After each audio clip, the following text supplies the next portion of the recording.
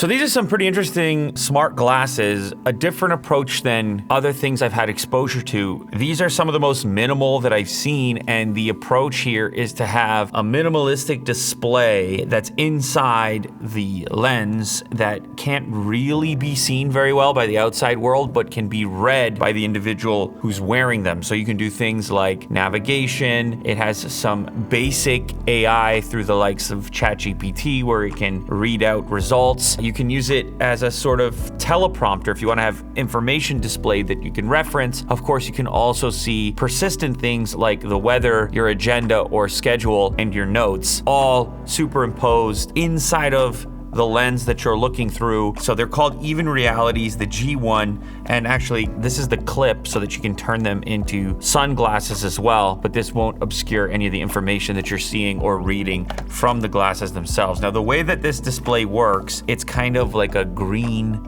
color, sci-fi looking display, retro calculator or something like that, but it's not gonna show you full resolution images. It's not gonna show you video. It's meant to be simple and minimal. That's the idea, simple and minimal, and you stay interactive with the rest of the world. You're not pulling out your phone, but you are getting this extra information. Here you get an idea, a little almost like dot matrix idea of the shape of the glasses. Put them on and see what matters. Welcome to G1. You're holding the first eyewear ever designed to blend stunning aesthetics, amazing wearability, and useful functionality. And of course, this has been one of the major pain points, well, really for all wearables, is how can they blend with your lifestyle? How can you forget that you're wearing them? That's the ideal situation, is that they replace the previous technology, in this case, glasses, with something that feels a lot like glasses. So here are the glasses, and they come in a charge case, obviously. We have more accessories. I really like the way they've done this unboxing. That is smooth. So we have our USB-C to C charge cable, which is gonna interact with the charge case, which will then wirelessly within the case charge the glasses. We've also got this microfiber cloth to polish them up. At first I was like, is there anything in this bag? There are some replacement nose pieces. A pretty typical glasses case. It's a little heavier than one that would be for traditional glasses that aren't smart at all. But otherwise, the size of it, the scale of it, is somewhat similar to like a sunglass case. You have this section on the front where you lift and there's a lid, and this sort of folds over in this way. You have Type-C on the back for charging it up, and an LED on the front to indicate charging. So here's the glasses. Satisfying. What they've chosen to do in the design is leave a lot of the mass to the back portion of the arm. Other glasses that are out there primarily place those electronics along the entirety of the arm or towards the front. Your touch input is on the back here, and I think the reason they've done this is because this section tends to be hidden or more hidden either by your ear or by a person's hair. It will not be hidden by any hair in my case. You know, it'll be exposed like this, but still, depending on the angle you're looking at the person, their ear may be covering a lot of that portion, and then you end up with a stem or an arm that remains slender comparative to other smart glasses. Now, the thing that I notice right away is that these really do feel like actual glasses. They do not feel like smart glasses at all, which is cool. It's something to do with how lightweight they are and the fact that the weight is back there. So that could also be a wearability thing. Well, moving the center of balance to the back portion directly behind the ear where the glasses are supported, it takes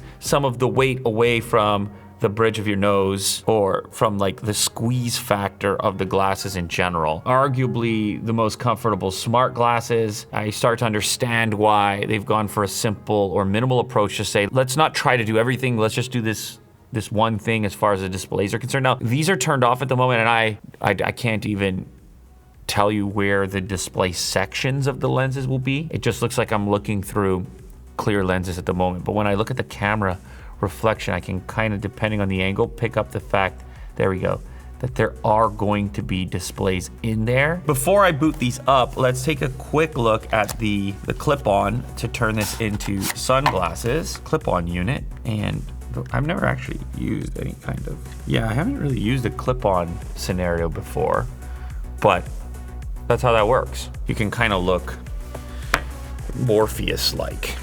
Also, the green is very Matrix, the text. Oh, the green text is Matrix. That's true. Neo. Here's my pills, my 2 pills. But he didn't have, I don't think he had this piece in the middle here. Getting it off. What's the deal with getting it off? It's really clipped on there, hey? Is there a method? Ah, that's why you have the piece, Mo. You press down and they just pop off. You put your thumb on the nose piece and your index finger on the upper portion that I mentioned, which looks like a styling thing, but then it just sort of pops the whole deal off, which is quite nice. So at the very top of the application, you have your display. I initiate my display by tipping my head up. During the setup process, you can configure how much of a tip you want to have before you initiate the screen popping up, keeping in mind that you may not want to trigger it accidentally if you're taking a drink, tilting your head back in order to do that. But whatever's comfortable for you, that's how you can set it up. After you've initiated that, you can then drop your head a little lower and it can display in this section over here. I don't know exactly what you guys are picking up as far as reflections are concerned. Mo just wanted me to remind you that I have a huge light facing me. There's one light right there. The other things you can configure is the actual like look and size of the display. So for me right now, this is kind of at like a 5-meter distance and it makes the display look the biggest. But I can shrink that all the way down to 1 meter, which makes it feel a lot closer. Now it's like right here, like I feel like I could reach out and grab it. Your notes are transcribed, so you will say what the note is via your voice, but then you'll have documentation of whatever took place. So let's say I initiate a new note by pressing and holding on the back here. I need to make a grocery list. I need to remember to pick up apples, bananas, and whole wheat bread. At which point I can jump into my quick notes and I can see this grocery list. Now what you're gonna notice is that it's actually formatted in a clean way. This is the AI setting that spits out something that's formatted. I can see it in my original language and I have audio of the recorded voice note if for whatever reason I need to reference that. Now when I look up, I'm gonna see that note in a clean and concise way, so then I can know I gotta knock those 3 items off of my grocery list. Now just keep in mind, this section, it's probably 1, 2, 3, 4, 5, it's 5 lines. How much space you have to work with. Now a workaround for the limitation of the size of the note that you're gonna be able to read is just to make multiple notes and scroll through them simply by tapping the same touch section. This next one might be the coolest feature, this translation mode. There's a number of supported languages like Arabic, Cantonese, Czech, French, German, Hindi. There's a handful. It's not every language in the world, but there's quite a few. What's cool about this is it turns the person you're interacting with into almost like a video game character where they're speaking their language and you're watching in text close to real time. You're seeing subtitles show up for that person in the language that you understand. I'm gonna click engage, so we're gonna translate from Hindi to English. मैंने आज shopping करनी है, gym भी जाना है और इस video को भी एडिट करना है. You just told me that you have to do shopping today or go to the gym or edit this video, or all of them. All of them. I didn't realize you were going to the gym now. Getting swole. I got a circuit. Oh, New Year's. You're one of these guys. You went to the gym after New Year's. You're the resolution guy. I think on average you only last like 2 weeks or something. So you should be canceling soon. जब मैं आपसे बात कर रहा हूँ, मुझे नहीं नजर आ रहा कि आपको translation नजर आ रही है. When I'm talking to you, I don't see that you see the translation. That's right. That's the main benefit of this idea for a smart wearable, for smart glasses. They're the least obstructive from a social standpoint. That's it. And then you would be amazed that I understood what you said.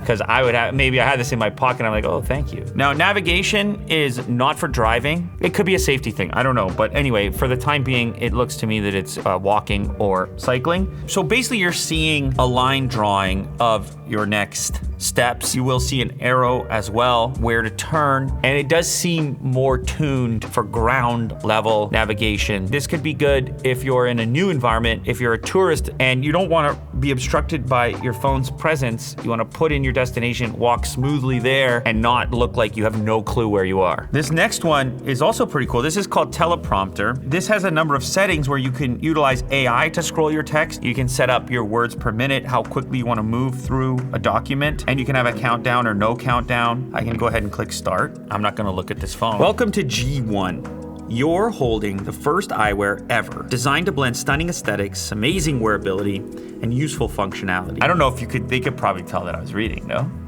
Probably. I don't know. I'm thinking of a live presentation, but it could also be a video presentation, like here on YouTube. I don't use scripts. If you did, you could have one in the lens, but are still everyday glasses. The ones you'll reach for every morning and want to wear all day. So on the extreme tight, I can see little jitters, but it's pretty minimal. He thinks it's convincing. I think it's pretty convincing. Well, so you can see this was scrolling, I was reading. The front angle is gonna be the telltale, but ultimately, like, what other option is there for a teleprompter on your face?